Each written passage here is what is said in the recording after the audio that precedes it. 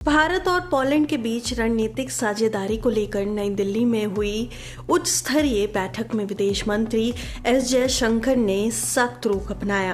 Poland के उप प्रधानमंत्री और विदेश मंत्री राडोस्लाव सिकोरसी के साथ बातचीत के दौरान जयशंकर ने रूस यूक्रेन युद्ध के संदर्भ में भारत को चुनिंदा और अनुचित तरीके से निशाना बनाए जाने पर कड़ी आपत्ति जताई।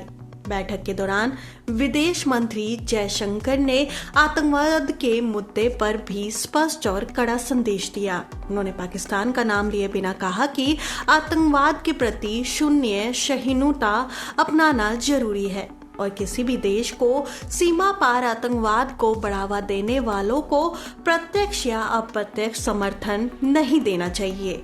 उन्होंने जोर दिया कि आतंकवाद को लेकर दोहरे मापदंड वैश्विक सुरक्षा के लिए गंभीर खतरा है। पोलिश प्रतिनिधिमंडल का स्वागत करते हुए जयशंकर ने कहा कि ये बैठक ऐसे समय में हो रही है जब वैश्विक राजनीति और अर्थव्यवस्था में काफी उथल पुथल है। ऐसे दौर में देशों के बीच खुला संवाद और विचारों का आदान प्रदान पहले से कहीं अधिक महत्वपूर्ण हो जाता है। उन्होंने कहा कि भारत और पोलैंड जैसे साझेदार देशों को एक दूसरे की चिंताओं को समझना और साझा समाधान तलाशना चाहिए।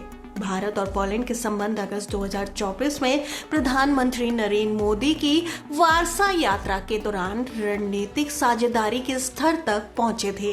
इस बैठक में दोनों देशों ने 2024 से 2028 की कार्य योजना की समीक्षा की। जयशंकर ने बताया कि व्यापार, निवेश, रक्षा, सुरक्षा, स्वच्छ प्रौद्योगिकी और डिजिटल नवाचार जैसे क्षेत्रों में सहयोग को और गहरा करने की संभावनाओं पर चर्चा हुई। हालांकि बातचीत जल्द ही भू राजनीतिक मुद्दों, खासकर रूस यूक्रेन संघर्ष और उनके वैश्विक प्रभावों की ओर मुड़ गई। जयशंकर ने कहा कि उन्होंने न्यूयॉर्क और पेरिस समेत कई अंतर्राष्ट्रीय मंचों पर मंत्री सिकोरसी के साथ भारत का पक्ष स्पष्ट रूप से रखा है और वही बात नई दिल्ली में भी दोहराई। उन्होंने कहा कि मैंने बार बार इस बात पर जोर दिया है कि भारत को चुनिंदा रूप से निशाना बनाना अनुचित और अन्यायपूर्ण है। जयशंकर ने दोहराया कि भारत लगातार ये कहता आया है कि यूक्रेन संघर्ष का समाधान संवाद और कूटनीति से ही संभव है। भारत किसी एक गुट के पक्ष में जाने या किसी देश को चुनिंदा रूप से निशाना बनाने की नीति का समर्थन नहीं करता। जयशंकर ने स्पष्ट किया कि भारत ने जानबूझकर किसी भी पक्ष के साथ खड़े होने से परहेज किया है, क्योंकि ऐसा करने से संघर्ष और गहराता है। उनके अनुसार देशों पर दबाव बनाना या उन्हें किसी खास लाइन पर चलने के लिए मजबूर करना शांति स्थापित करने में मददगार नहीं होता। आतंकवाद के मुद्दे पर जयशंकर ने कहा कि इसे किसी भी परिस्थिति में जायज नहीं ठहराया जा सकता।